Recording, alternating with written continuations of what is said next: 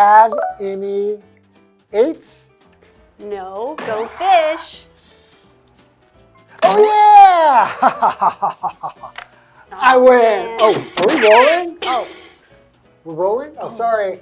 But yeah, we were talking about card games today, right? A very special card game called Uno. Yes. So we were playing a game called Go Fish. Right. That's a fun game. So did you play a lot of card games when you were growing up? Yes. Go Fish was one of the games that we liked to play when we were growing up. Because it's easy, right? Yes. And there are some other games like 21. Yeah. One of my favorite games is between two people, and it's called Heart Attack.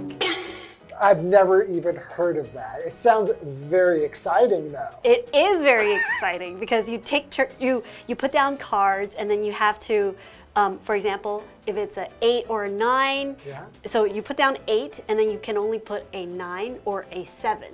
So you keep doing that, and things are happening, and your opponent, it's crazy. And because it's so crazy, you feel like you're having a heart attack? Right. Oh, that's fun, yeah. Card games is a great way to pass the time, Right. You know, especially like, you know, back in the day. I think now people are so busy on their phones and electronic devices. But when I was a kid, we played a lot of card games just to pass the time and play games together. Together. That's the point. It's a great icebreaker. Yeah. And we would play card games on the school bus. Oh yeah, and little fact, you know, like in Chinese, they say 扑克牌, and you would think you would call those poker cards. Right. But we call them playing cards. Right. Right? And we have a game that's called poker. Right. Right? So it's a little bit different. Okay, well, let's get into Uno. Right. This game.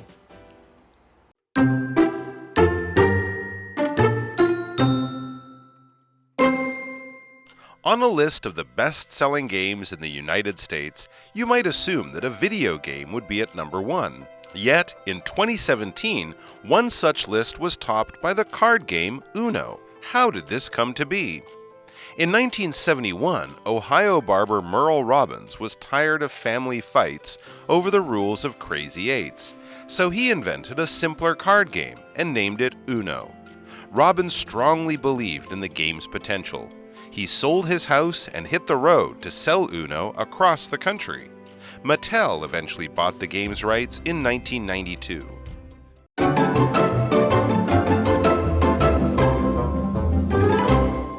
Today we are going to learn about this card game called Uno, and our article is called What Do You Know About Uno? Okay, and this is part 1. Okay. On a list of the best-selling games in the United States, you might assume that a video game would be at number 1. That's kind of what I would assume. I mean, when we're talking about games, then I think this day and age, most kids are playing video games. Right? So, okay. So assume, what does that mean? Assume here is used as a verb, and it is when someone thinks of something to be the truth without any proof. So we're assuming that video games are the best-selling games because we think that a lot of kids are playing this, but we don't have any proof. Yeah, I don't have any numbers. It's just what we think. Yeah, it's just what we think. So an example would be Jessica is an ABC or American-born Chinese, so people assume that she didn't speak Mandarin. Oh, okay. Another example would be, I assumed that she would be busy, so I didn't invite her to my party. Oh, okay. So you shouldn't just assume someone's busy and then not invite them, right? Yeah, that's very dangerous. All right, continuing with our article. Yet in 2017, one such list was topped by the card game Uno. How did this come to be? Okay, we said the list was topped by Uno. That means that it was at the top of the list. Oh yeah, how could that be, right? A card game. Yeah, okay, let's find out how this came to be. In 1971, Ohio barber Merle Robbins was tired of family fights over the rules of Crazy Eights. So Crazy Eights is a pretty popular card game. Right. So he invented a simpler card game and named it Uno. Okay, so we went from 8 down to just 1. Uno means 1, right? So he was a barber. So a barber is a person whose job it is to cut men's hair and sometimes even give them a shave. Right. So for example, you could say, my barber charges $180 for a haircut. Oh, that's very cheap. It's a good price. There's a lot of places that do just $100 haircuts. Right. Although mine usually cost like $200. Right. And usually barbers are quite proud of their jobs. Yeah, sure. Some of them. Yeah. All right, so we have another vocabulary word, and it is invent. And it is a verb. It's to create or design something new that didn't exist before. Okay. Okay. So an example would be Alexander Graham Bell is known for inventing the telephone. Right. And if you invent something, then you are an Inventor. inventor. Right. Okay. So he is the inventor of this game. Robbins strongly believed in the game's potential. So we're talking about potential. We're talking about what could be. Right? This something has potential. That means we're talking about what it can become. Yes. Right? It has the potential. And usually it's something positive, right? Oh, yes, good point. Okay.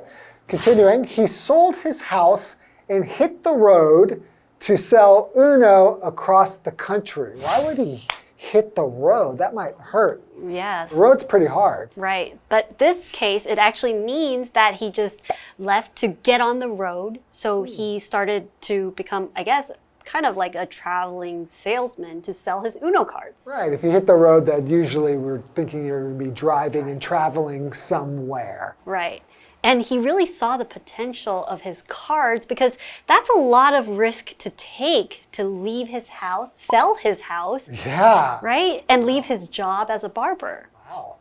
So continuing with the story, Mattel eventually bought the game's rights in 1992.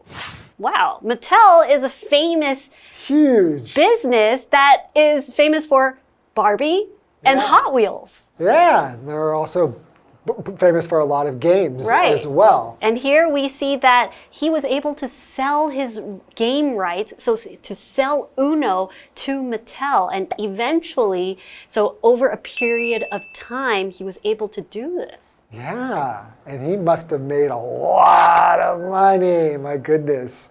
Okay, why don't we take a break and we'll continue with our story in a moment.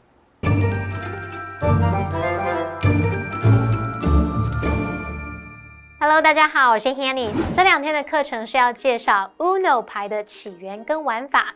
课文一开始提到，在美国最畅销的游戏列表当中，你可能会认为电玩游戏会排名第1。然而啊，在2017年纸牌游戏 Uno 它就名列榜首，可见啊它非常受欢迎。我们就来看看 Uno 牌是怎么被发明出来的。在1971年，有一名理发师 Merle Robbins， 他因为厌倦了家人为了这个 Crazy Eight 疯狂8张牌这种纸牌游戏的规则而争吵，于是啊他就发明一款比较简单的纸牌游戏，把它命名为 Uno。他坚信说这款游戏的潜力，于是就卖掉了自己的房子，游走于全国各地来销售 Uno 牌，最后是由美泰尔公司买下了这款游戏的版权。好，单字 assume 这个动词它表示假定、认为。Barber 则是指理发师，通常是指男性的理发师哦。那么 invent 它表示发明、创造，在后面加上 or 变成 inventor， 就是发明家、创造者。这边2个重点，我们进入文法时间。我们来看第一个重点是 yet 的不同词性和用法。第一个，我们可以拿它当连接词来表达可是、却或是然而的意思。那么常常会接那种相反的事物。举例来说 ，The food there is great, yet it's very pricey. 那里的食物很棒，可是很贵。那第二个可以拿 yet 当副词用来表达还、尚未、尚怎么样、仍怎么样，常常用在疑问句或者是否定句当中。例如 Have you read the book yet?那本书你看了没？那第三个可以拿 yet 当副词用，常常会跟最高级合用，表达说到目前为止怎么样。例如 Their latest album is their best one yet. 他们的最新专辑是他们目前最好的作品。再看到第二重点是 believe in 之后可以接名词或动名词，以下介绍3种不同意思哦。好，首先第一个 believe in something 可以表达相信什么的能力、效用，认为什么是对的。例如 Mia believes in working hard to reach her goals. Mia 相信努力才能达成目标。第二个，我们可以用 believe in something 去表达相信什么真的存在，信奉或是确信什么什么。Do you believe in ghosts? 你相信鬼的存在吗？那第三个，我们可以用 believe in somebody 来表达对什么有信心、信任什么什么。I believe in you, just go for it. 我对你有信心，就放手一试，努力去争取吧。好，接回到课文中。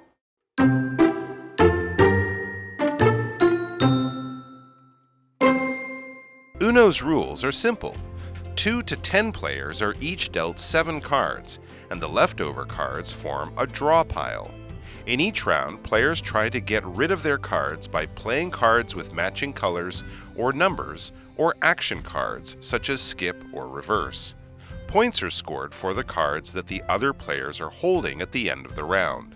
The first player to score 500 points wins the game. If a player has 1 card left, they must say Uno, which means 1 in Italian and Spanish.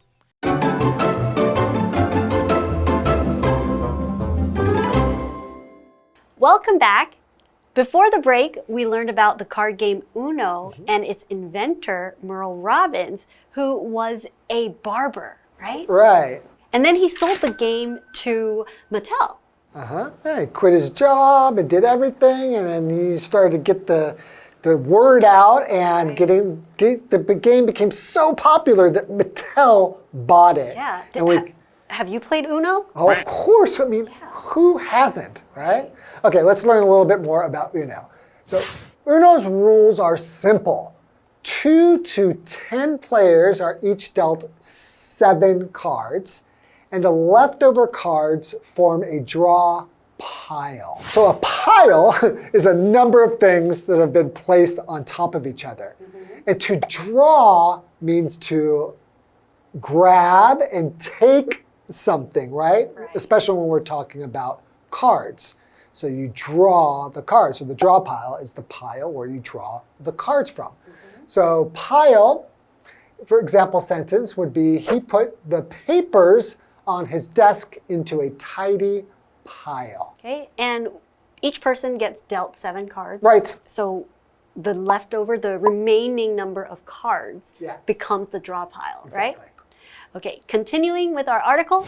In each round, players try to get rid of their cards by playing cards with matching colors or numbers or action cards, such as skip or reverse. Points are scored for the cards that the other players are holding at the end of the round. Oh, yeah. It makes me really want to play the game. It's so fun. There's something about the way this game goes, probably because it's so simple. Right. That it's just very exciting. It's fast. Yeah, it's fast. And then other things happen, like you can get skipped. Yeah, like the skip and the reverse, right? It changes the direction. Yeah, it's really exciting. So one of our vocabulary words is score. And here it's used as a verb. So it is to gain points in a competitive competition. So you can score a goal, you can score a basket, but it can also be used as a noun, and it is the number of points, goals, or runs that are achieved during a whole duration of a game by a team or an individual. Okay, so he scored the winning point in the final minutes of the match. Okay. Yeah. Good example sentence. Continuing, The first player to score 500 points wins the game.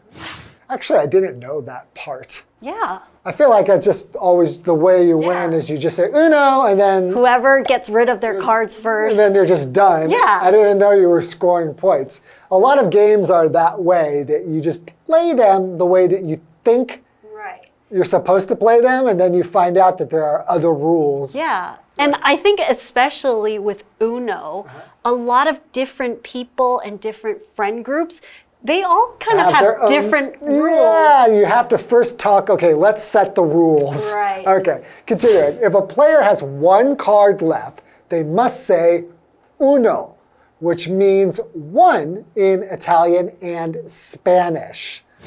So that part, I think, is consistent. Yes. Everyone will say uno, but then there's other rules that make it a little bit different. But that's kind of the fun of it, right? Okay, that's all the time we have for today, and we will see you in part 2.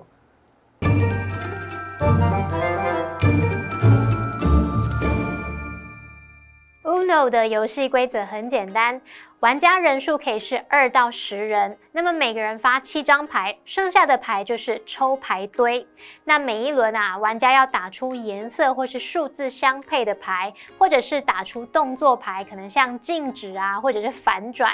那如果玩家剩下1张牌的时候，必须说 Uno。Uno 在意大利语和西班牙语当中意思就是1。我以前跟朋友玩的时候，就是说谁先出完牌就赢了嘛。不过课文也有提到一个计分的规则，就是第一位获得500分的玩家赢得比赛。那得分是根据回合结束时其他玩家手中的牌来计算的。好，单字 pile 在这边当名词，表示堆叠。Draw pile 是指用来抽牌的那个牌库牌堆，其中的 draw 在这里就表示抽牌。那么 score 当动词，表示获得、赢得或是得分的得。补充单字 leftover 在这边当形容词，形容剩下的。Kiki 老师他用到 remaining 这个字，就是在 remain 后面加 ing， 那可以用来形容是留下的或是剩余的。好，那以上今天的讲解，同学别走开，马上回来哦。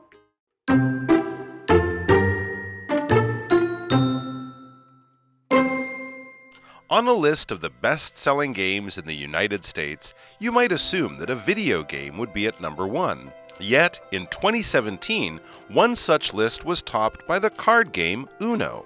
How did this come to be? In 1971, Ohio barber Merle Robbins was tired of family fights over the rules of Crazy Eights, so he invented a simpler card game and named it Uno. Robbins strongly believed in the game's potential. He sold his house and hit the road to sell Uno across the country. Mattel eventually bought the game's rights in 1992. Uno's rules are simple. 2 to 10 players are each dealt 7 cards, and the leftover cards form a draw pile. In each round, players try to get rid of their cards by playing cards with matching colors or numbers, or action cards such as skip or reverse. Points are scored for the cards that the other players are holding at the end of the round. The first player to score 500 points wins the game. If a player has 1 card left, they must say Uno, which means 1 in Italian and Spanish.